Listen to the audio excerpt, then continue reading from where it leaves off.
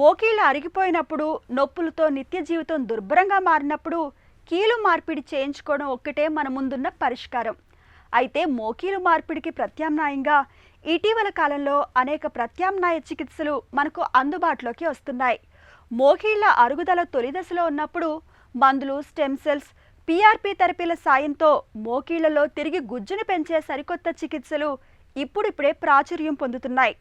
ఈ నేపథ్యంలో మోకీలు మార్పిడికి ప్రత్యామ్నాయంగా పురుడు పోసుకుంటున్న ఆధునిక చికిత్సల గురించి డాక్టర్ని అడిగి ఇప్పుడు తెలుసుకుందాం.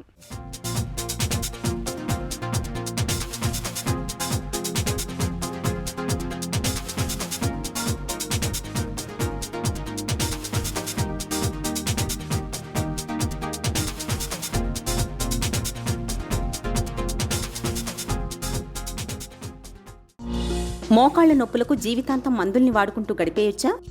మన తొడి ఎముక, కాలు ఎముక మధ్యలో మోకీలు అరుగుదలనే ఆస్టియో ఆర్థరైటిస్ లేదా నీ ఆర్థరైటిస్ అని మనం అంటాము. సో ఇది వయసుతో పాటు వచ్చే అరుగుదలని ప్రైమరీ ఆస్టియో ఆర్థరైటిస్ అని మనం అంటాము.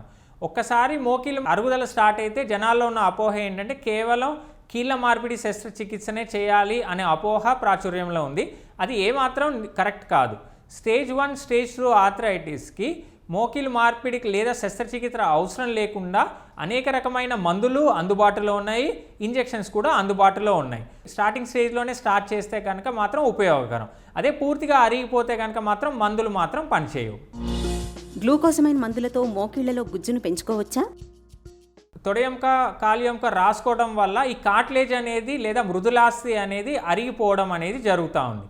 సో వీటికి కార్టిలేజ్ ప్రొటెక్టివ్ ఏజెంట్స్ అనేది అందుబాటులో ఉన్నాయి. అంటే ఉన్న మృదులాస్థి లేదా కార్టిలేజ్ని ప్రొటెక్ట్ చేసి ఇంకా ఫర్దర్గా డ్యామేజ్ కాకుండా గుజ్జు పెంపొందించేదానికి కొన్ని మందులు అందుబాటులో ఉన్నాయి. సో దాంట్లో ముఖ్యమైనవి గ్లూకోసమీన్, కాండ్రాయిటిన్ సల్ఫేట్. సో ఈ గ్లూకోసమీన్, కాండ్రాయిటిన్ సల్ఫేట్ అనే మందులు ఈ కార్టిలేజ్ యొక్క పదార్థమే వాటి నుంచి ఫామ్ అయ్యాయి. సో ఈ ట్యాబ్లెట్స్ రూపంలో మనం తీసుకోవడం ద్వారా ఈ హైలూరినిక్ యాసిడ్ అనే గుజ్జుతో పాటు లేదా కార్టిలేజ్లో కూడా ఉండే ఈ పదార్థాలు మనం ఓరల్ సప్లిమెంట్స్ అంటే ట్యాబ్లెట్ రూపంలో ఇవ్వడం ద్వారా వీరికి కొన్ని అంటే 3 నెలలు 6 నెలలు వాడడం ద్వారా కూడా వీళ్ళకి మోకాలు నొప్పులు అనేది తగ్గడం జరుగుతుంది. సో వీటితో పాటు గ్లూకోజమీన్, కాండ్రాయిటిన్ సల్ఫేట్తో పాటు డయాసెరిన్, ఇంకా దాంతోపాటు కొన్ని అత్యాధునికమైన కొన్ని హెర్బల్ ప్రోడక్ట్స్తో కూడా తయారు చేసిన మందులు కూడా అందుబాటులో ఉన్నాయి. సో ఈ మందులకి రెస్ట్రిక్షన్ ఏం లేదు. కాకపోతే గ్లూకోసమీన్ అనే ట్యాబ్లెట్ మాత్రం షుగర్ ఉన్న వాళ్ళు మాత్రం కొద్దిగా జాగ్రత్తగా పర్యవేక్షణలో షుగర్ లెవెల్స్ మానిటర్ చేసుకుంటా మాత్రం వాడవలసి ఉంటుంది.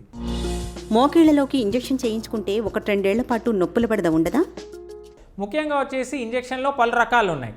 సో గుజ్జు ఇంజెక్షన్స్ అంటే హైలూరినిక్ యాసిడ్ ఇంజెక్షన్స్ అనేవి అందుబాటులో ఉన్నాయి.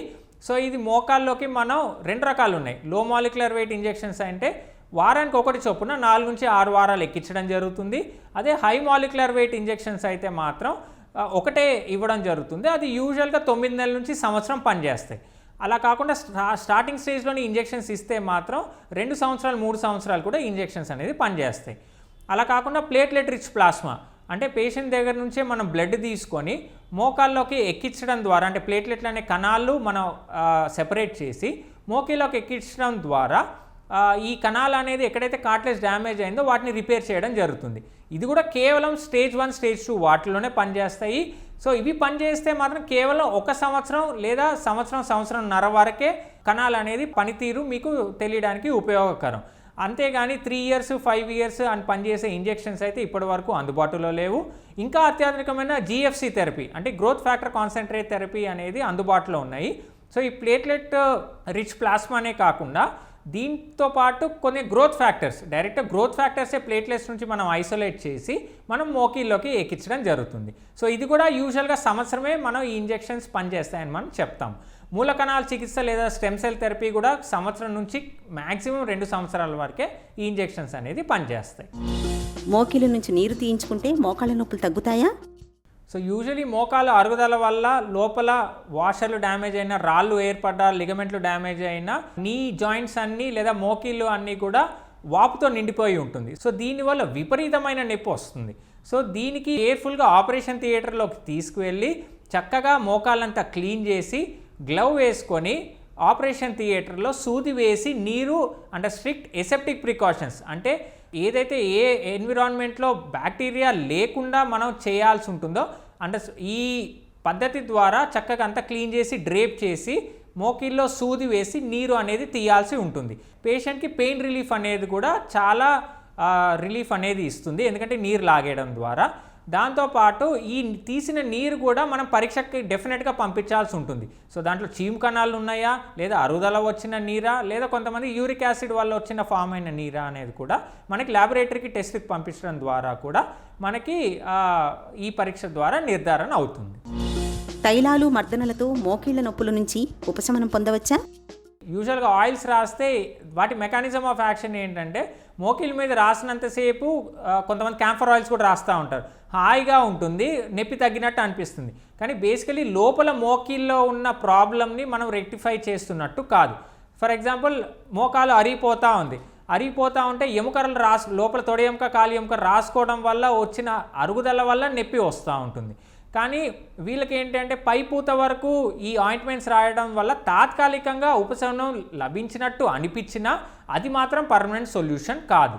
సో అది ఎక్స్రే తీసి అవసరం అనుకుంటే ఎంఆర్ఐ స్కాన్ కూడా తీస్తే అసలు ప్రాబ్లం ఏంటో తెలిసి దానికి రెక్టిఫికేషన్ అంటే ఫిజియోథెరపీ చేయాలా, ఇంజెక్షన్స్ ఇవ్వాలా, లేదా శస్త్రచికిత్స చేయాలా అనేది స్కాన్స్ తీసుకునే నిర్ధారణ చేస్తే కానీ వాళ్ళకి పర్మనెంట్ సొల్యూషన్ అనేది లభించదు.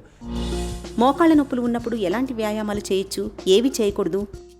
మోకాళ్ళ నొప్పులు ఉన్న వాళ్ళు మెట్లు ఎక్కే ఎక్సర్సైజెస్ మాత్రం డెఫినెట్గా చేయకూడదు. బ్రిస్క్ వాకింగ్ ఎక్సర్సైజెస్ కూడా మోకాళ్ళ నొప్పులు ఉన్న వాళ్ళు చేయకూడదు. నార్మల్ వాకింగ్ మాత్రం చేయొచ్చు, దానికి ఏ రెస్ట్రిక్షన్ లేదు. పిఆర్పి, స్టెమ్ సెల్ థెరపీలతో మోకాళ్ళ నొప్పులు తగ్గుతాయా? పిఆర్పి థెరపీ అనేది కేవలం స్టార్టింగ్ స్టేజ్, అంటే స్టేజ్ 1 కొద్ది శాతం, స్టేజ్ 2 మోకీల అరుగుదల వాళ్ళకే పనిచేస్తుంది. అలా కాకుండా స్పోర్ట్స్ ఇంజరీస్ అంటే కొద్ది కండరాలు తెగినా, లేదా ఏదైనా మజిల్ స్ట్రెయిన్ అయినా, లేదా పాక్షికంగా లిగమెంట్లు టేర్ అయినా కూడా కొద్ది శాతం వరకు ఈ పిఆర్పి థెరపీ లేదా స్టెమ్ సెల్స్ థెరపీ అనేది ఉపయోగకరం. సో పిఆర్పి థెరపీ అనేది పూర్తిగా అరిగిపోయిన వాళ్ళకి ఏమాత్రం అనేది అస్సలు పనిచేయదు. ఎవరికి ఈ పిఆర్పి థెరపీ ఇవ్వాలి, ఎవరికి సక్సెస్ఫుల్గా పనిచేస్తుంది అనేది ఆర్థోపెడిక్ సర్జన్స్ అయిన మన దగ్గరికి వస్తేనే మనం కరెక్ట్గా వాళ్ళకి జడ్జ్ చేసి ఇది పనిచేస్తుందా లేదా అని చెప్పడం జరుగుతుంది. ఒకవేళ ఇవ్వాల్సి వస్తే యూజువల్గా మనం అది 3 సెషన్స్లో ఇవ్వడం జరుగుతుంది. సో ఈ 3 సెషన్స్ అయిన తర్వాత యూజువల్లీ ఒక 3 నెలల్లో కొద్దిగా మోకాళ్ళ నొప్పులు అనేది తగ్గుతున్నట్టు మనం స్టేజ్ 1, స్టేజ్ 2 పేషెంట్స్లో మనం అబ్జర్వ్ చేయడం అనేది జరుగుతుంది. మోకీళ్ళ అరుగుదల తొలి దశలో ఉన్నప్పుడు glucosamine, platelet rich plasma therapy, మూలకణి చికిత్సలను తీసుకుంటే మంచి ఫలితం ఉంటుంది. మోకాళ్ళలో తిరిగి గుజ్జును పెంచే అవకాశం ఉంటుంది. మోకాళ్ళ నొప్పులు కూడా చక్కగా అదుపులో ఉంటాయి.